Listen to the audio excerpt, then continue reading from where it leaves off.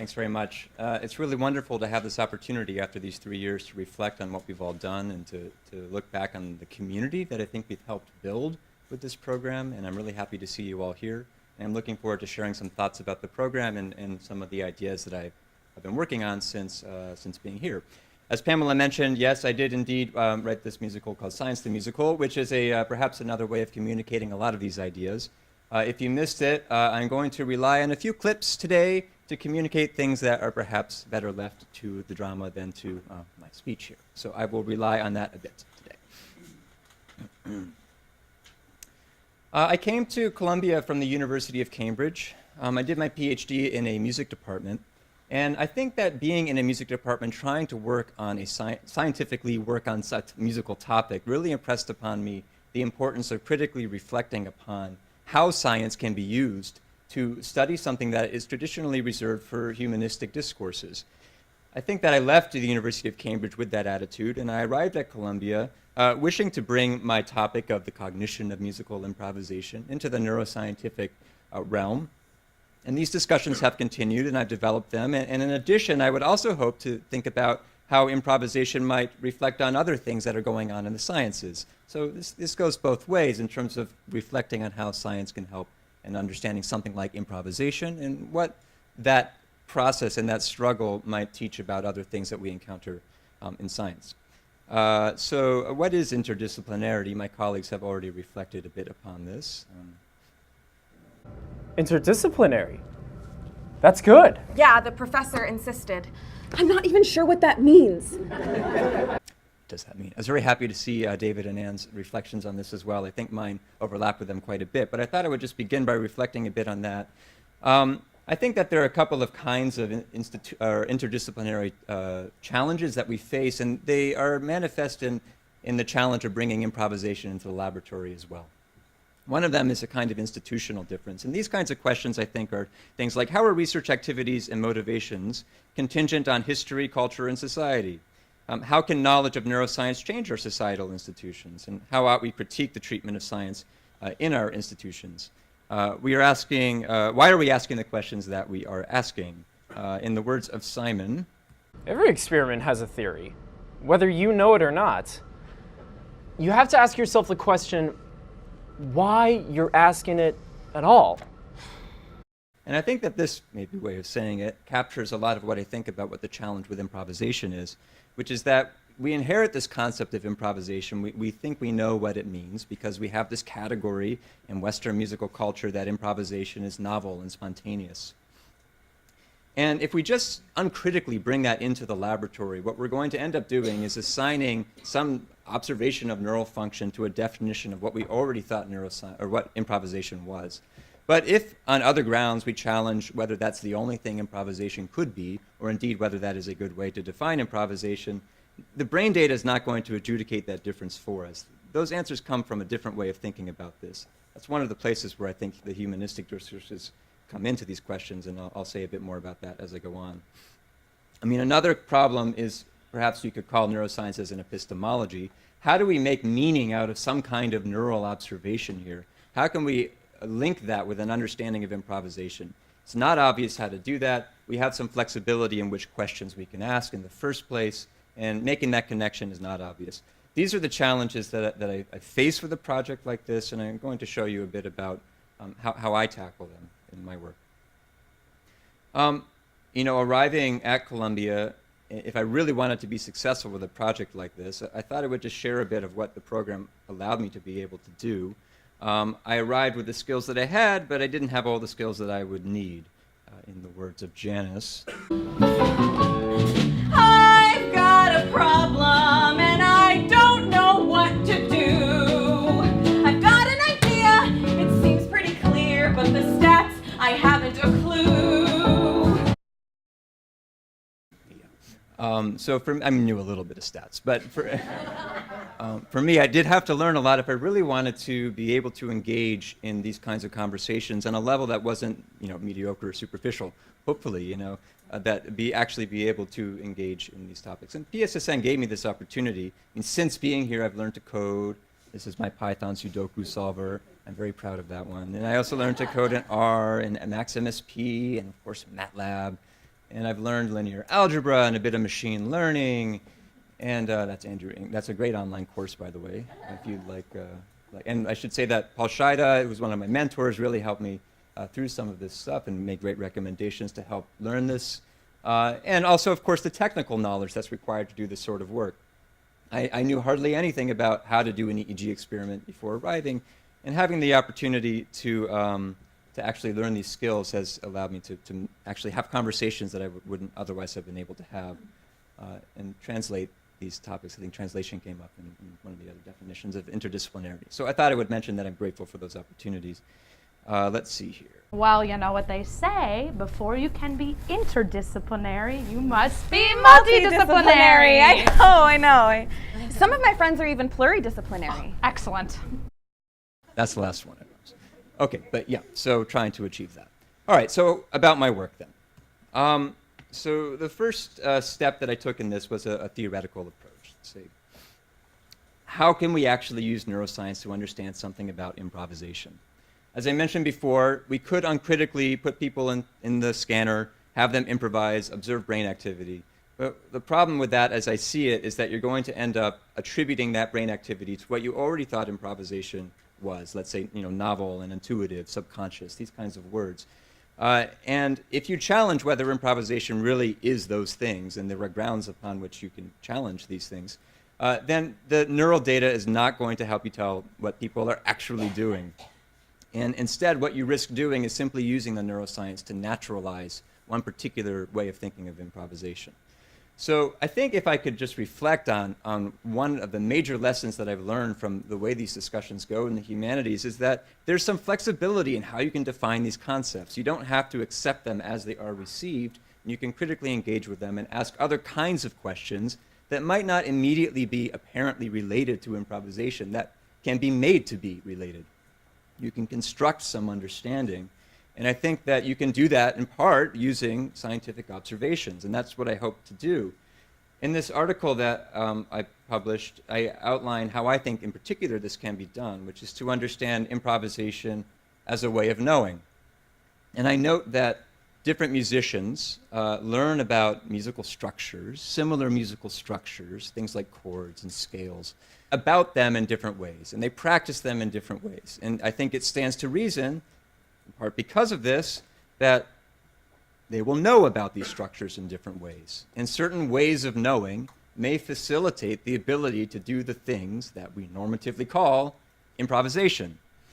And if you frame the question like that, it opens the door to cognitive science and to neuroscience, because these methods are good at understanding how knowledge is instantiated in the mind and brain, and perhaps in different ways of knowing about things. You can show these kinds of differences using the methods of neuroscience and cognitive science.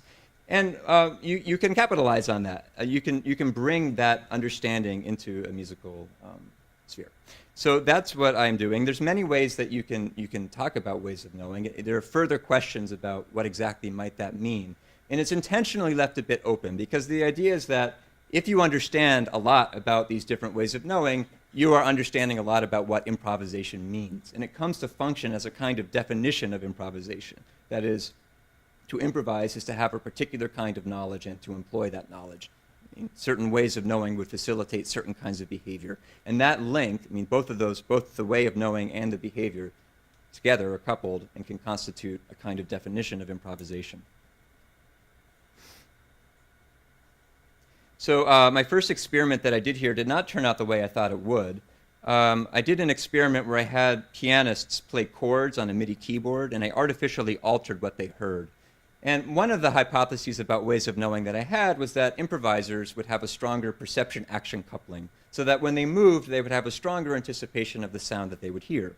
I thought this because I know that improvisers, at least in jazz conservatories, often practice things like imitation. So they'll listen to a record and they'll learn to play back a solo as veridically as possible.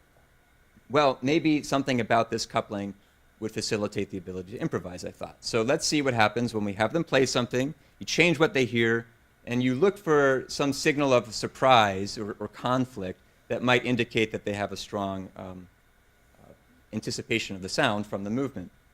I thought improvisers would have a stronger anticipation. that would be manifest as a greater N450 ERP component, which has been associated in particular with the Stroop effect, but I think could be more generally characterized as a kind of conflict between different sensory inputs.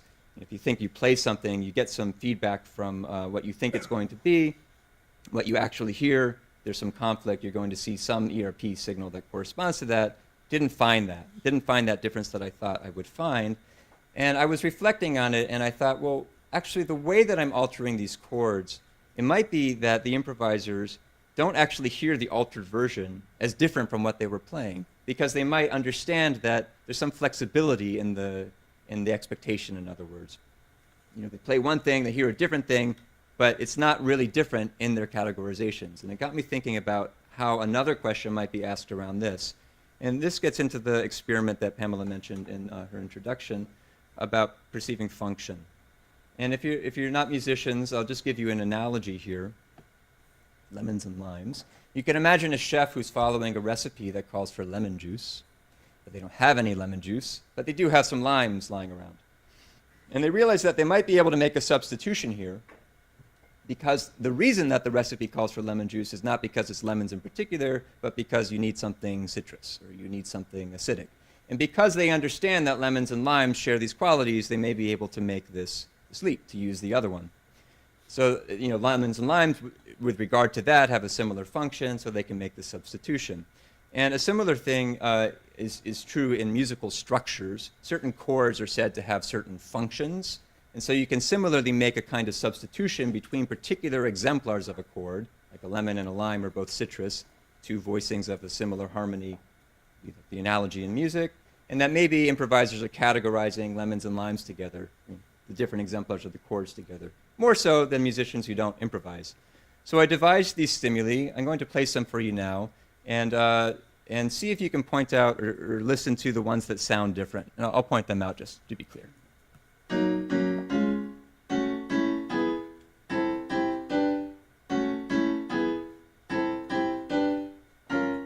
There's one.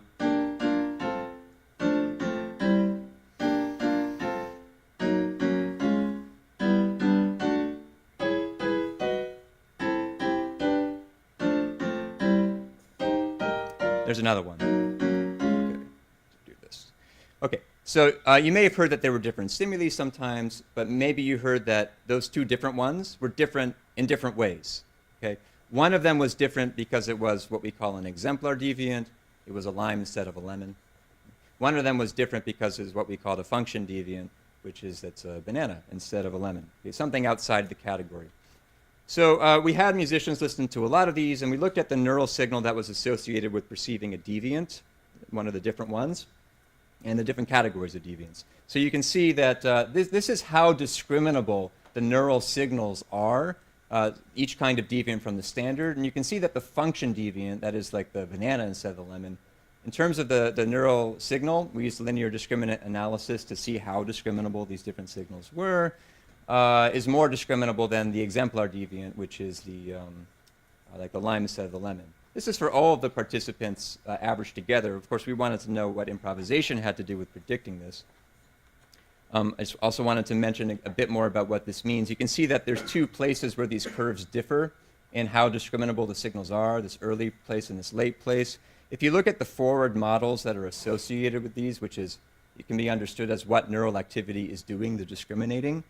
This early component, sorry, I can't point that precisely, but is corresponding to what looks like an N2C component, which has been associated with the active detection of deviance that require some kind of classification, which is exactly what this task is. And this later corresponds to the what we would expect to see with the P3B component, which corresponds to the subjective perception of like the probability of the stimulus. It's a bit of detail, but these have been associated with similar tasks in the past. We looked at how experienced the musicians in this study were with improvisation in particular, and we wanted to see how well that predicted the difference in these curves, as well as their behavioral ability to detect the differences between the stimuli. And we found that the people with more improvisation experience were better behaviorally at discriminating the function deviance from the exemplar deviance. In other words, it was easier for them to detect bananas than limes, because the limes were understood to be similar to the lemons. And we found corresponding effects in the discriminability of the two different neural signals that we were looking at. This all correlated with each other, so we were confident we found some neural signal that was associated with this. The takeaway message about what we learned from this is that, yes, indeed, improvisers are categorizing musical structures differently. And we explain this, or we explain the relevance of this to the ability to improvise to suggest that, well, I mean, if the chef can improvise by using the lime instead of the lemon, part of that relies on a particular organization of knowledge. Musical structures are known in a different categorical way in certain musicians. We think that would facilitate their ability to improvise. You could think about a musician who's playing a solo with an unfamiliar accompanist who's using different exemplars of a similar standard that you're playing. They can still understand what's happening because they know that even though there's different exemplars, you can do similar things in response. So that's the idea. I don't think it was immediately obvious that this kind of a task would be related to improvisation. Just to point out, it's nothing to do with novelty or spontaneity, but we think that it's involved in improvisation, and we construct a way to make sense of it, to show that, yes, indeed, it can be made relevant to a definition of improvisation in a way that's compatible with neuroscientific methods. I also wanted to look into improvisation in other domains, and so I worked with Colleen Thomas. Is this not a great photo? It's online and it's freely available, and I downloaded it and put it in my presentation.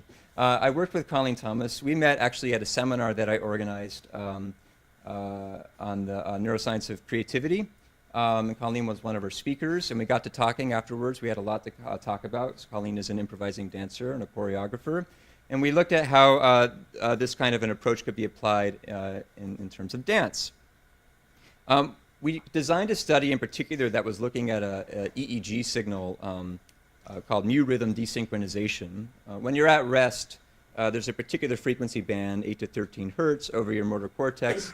And then when you engage a movement and your motor cortex becomes active, you see an attenuation in this frequency band. It happens when you move. It also happens when you observe movements. So it's been linked to like mirror neuron systems, and it's involved in action understanding. So we wanted to look at this in contact improvisers in particular. Let me just show you a brief video of contact improvisation so you know what it looks like.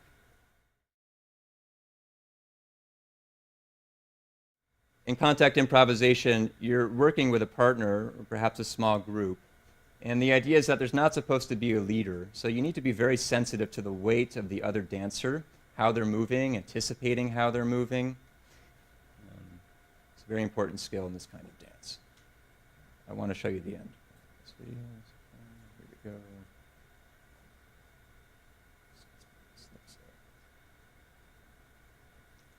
Okay, great. All right, there's the punchline. It's not the end. That's where I cropped the video to. I thought it was a funny moment. Okay. So, but you can see that they really have to follow each other's weight. And other studies have looked at dancers observing movements and looking for this mu rhythm desynchronization. We wanted to look at improvising dancers to see if there was an additional effect of improvisatory skill and experience. So we designed a study together where different dancers came in. They performed a contact improvisation task that we designed for the laboratory involving moving their hands, but they also did an action observation task where they watched the experimenter perform different actions. We did find mu rhythm desynchronization in the dancers. Here's the plots that are showing where the desynchronization is. We think this corresponds to motor cortex activity. And the idea, again, is that the idea is that improvisers differ in their action observation. When they're watching other people do things, this effect is more robust than dancers who don't improvise. And so again, we've tried to link something that was not immediately obviously related to improvisation. We've shown something about how these performers are perceiving movements. And so this is involved in their improvisatory skill. It wasn't obvious that this would be relevant to improvisation.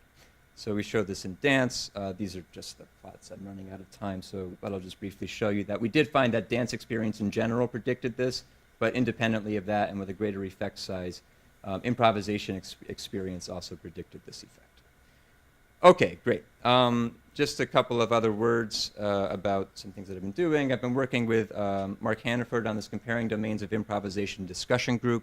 It's another opportunity for some discussion across domains of artistic practice about improvisation.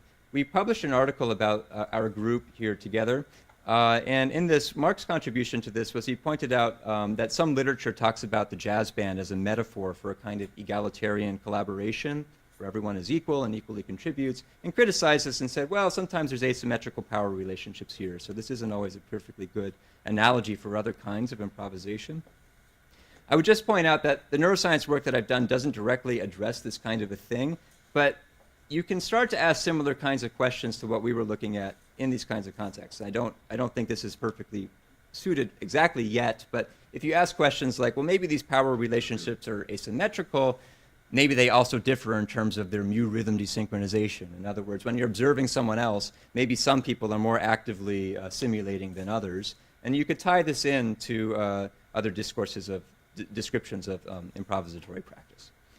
Just briefly looking ahead, I'm moving to London, Ontario to work at Western University on their Music, Cognition, and the Brain initiative. Very happy to be able to take all the skills that I've learned here at PSSN with me, both technical skills, also professional knowledge about how to organize different events and to work with different communities, and to continue to advance my engagement with working across disciplinary fields. I would like to express my gratitude to a number of people, just to point out that part of the success of this kind of a program, I believe, is bringing people together in the same room. And Melinda Miller, Joseph Sullick, Roshana Nabi, Darwin Eng, Caroline Sermon, Naomi Rosenkrantz, and Ryan Schutt, when he was here, have been instrumental in actually bringing people together, which is a constitutive part of the success of this program. And I'm very grateful for all the work that they've done on that. Also, thanks to Pamela Smith and the advisory committee and steering committees for making this possible. I'm very grateful to my collaborators, Mark Hannaford, Tyreek Jackson, and Colleen Thomas, for the opportunity to work together. My mentors, Paul Scheida, Daphne Shohami, and George Lewis, for supporting my work, as well as all of my lab mates who have been very helpful in talking me through some of the difficulties of linear algebra, statistics, etc. And just finally... You're a true scientist now. Congratulations. Thanks. Come on. I got you a coffee. You earned it.